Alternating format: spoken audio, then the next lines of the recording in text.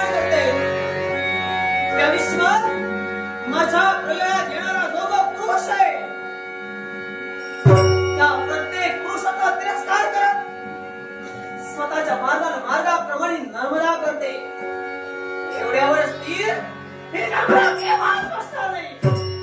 आणि म्हणूनच जस जसा हा प्रलय विश्वात वाढेल तस तशा मला होणाऱ्या या कला नक्कीच पुरुष जातीला पळतील. आणि म्हणूनच हा उलट दिशेनं चाललेला प्रलय आता म्हणजे विश्वाला हानिकारक ठरतोय. तो हानिकारक ठरलेला प्रलय अगदी संयम काळजीमध्ये राहून स्वतःचा मार्ग दाखव, स्वतःचा मार्ग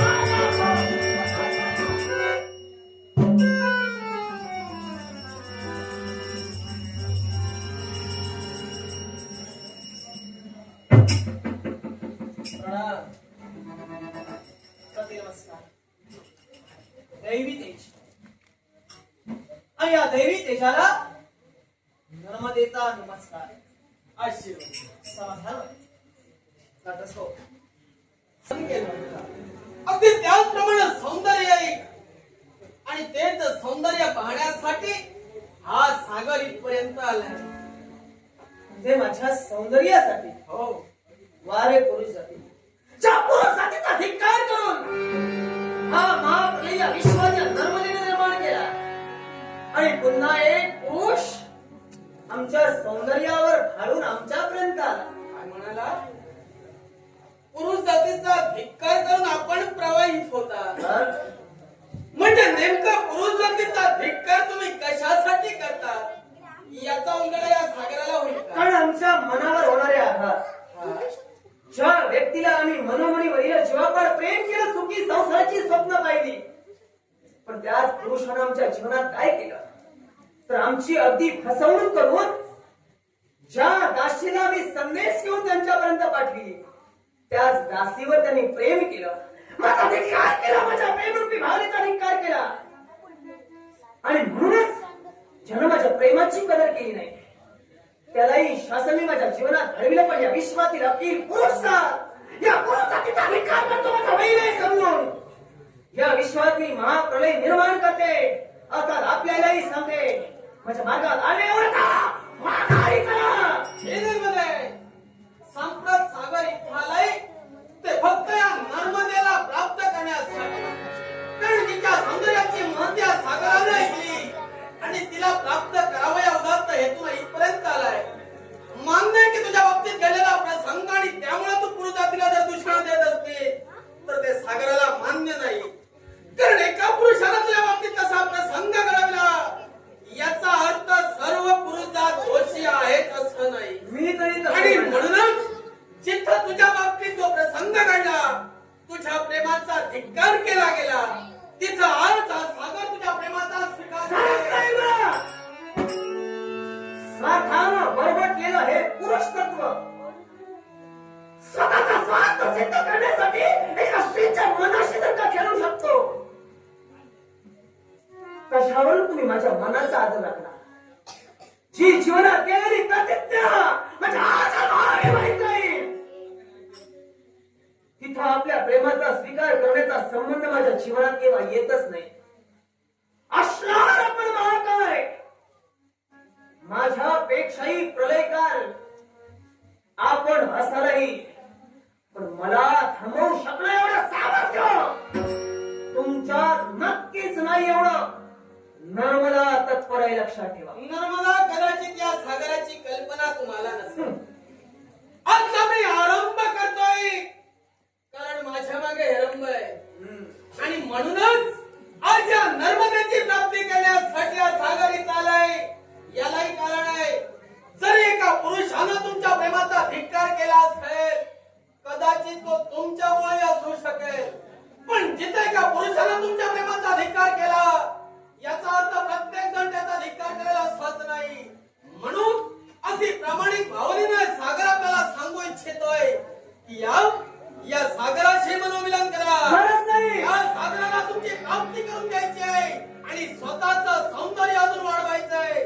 तुमच्या सौंदर्यात भर पाडण्यासाठी एका स्त्रीच्या भावनेशी खेळण्याचा अधिकार आपल्याला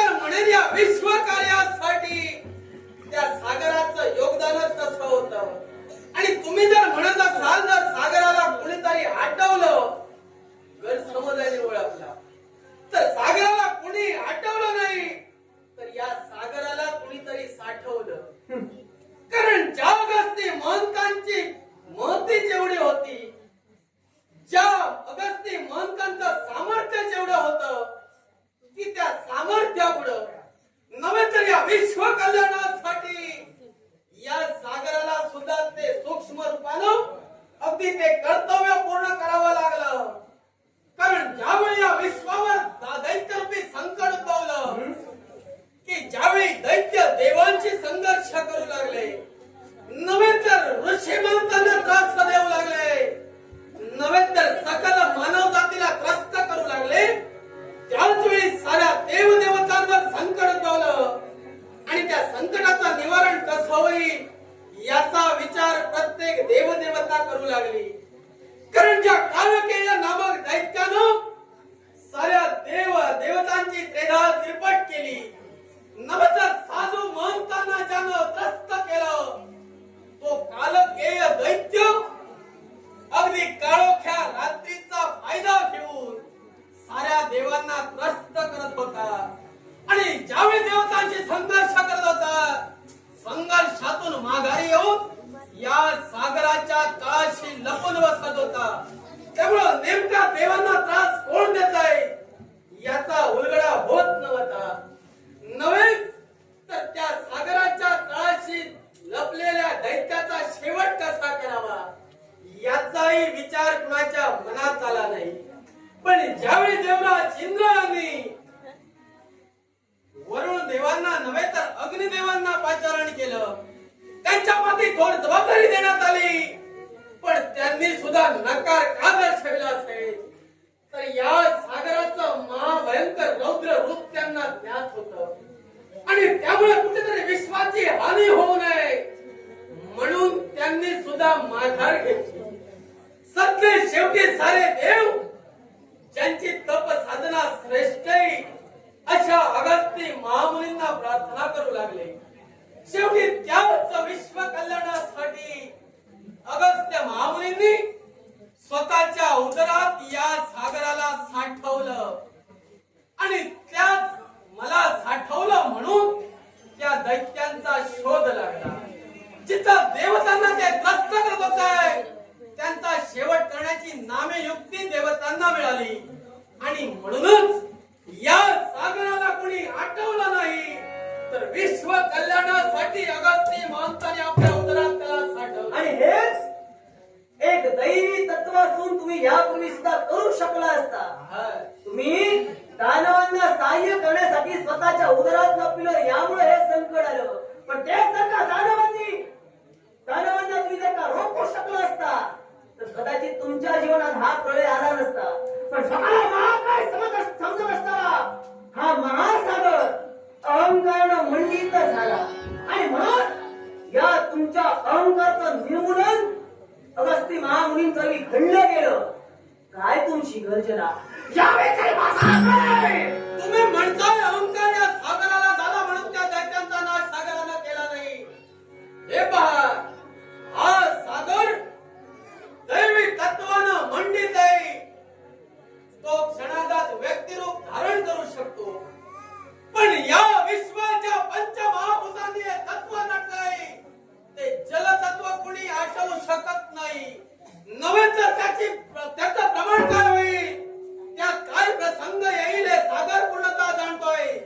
जर मी माझं तत्व कुठेतरी बाजूला ठेवलं असतं तर या विश्वाचं महाप्रलय आला असता, विश्वानी झाली असती आणि त्याच मुळे त्या दानवांचा शेवट सागरानं केला नाही. मग या विश्वाचा विचार जर का तुम्ही करत असाल तर यावेळी माझ्या मनाचा विचार करा. कारण माझ्या मनावर होणारा असंख्य आघात एक दैवी तत्व म्हणून आपण याचा विचार करा. माझा मार्ग मोकळा करा. तुमच्या प्रेमरूपी भावनेचा विचार नर्मदा केव्हाही करू शकत नाही. कारण मी केलेली प्रतिज्ञा मला श्रेष्ठ आहे. मी केलेली प्रतिज्ञा परिपूर्ण करण्यासाठी हा महाप्रलय निर्माण केलाय. अर्थात माझ्या मार्गातून बाजूला व्हा. मार्गातून बाजूला होणं शक्य नाही. कारण इतरत्र नद्या ज्या सागराला मिळत होत्या त्या पूर्वेकडे वाहणाऱ्या होत्या. पण हा उलट प्रवाह आहे तो या सागराला हवाय. कारण ही नर्मदा वाहत्याची पूर्वेकडे, हिनं आपला मार्ग तो पूर्वेकडे आखलाय, नव्हे तर या पश्चिमेकडे आखलाय.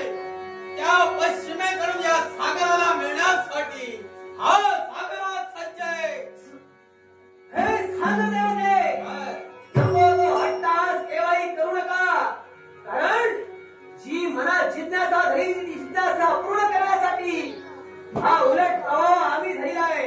पण तुमच्या मनात इच्छा आहे या सागराचं आणि नर्मदेचं एकाच ठिकाणी विलीन व्हावं. ही आपली सद्भावना माझ्या कवी ठेवायची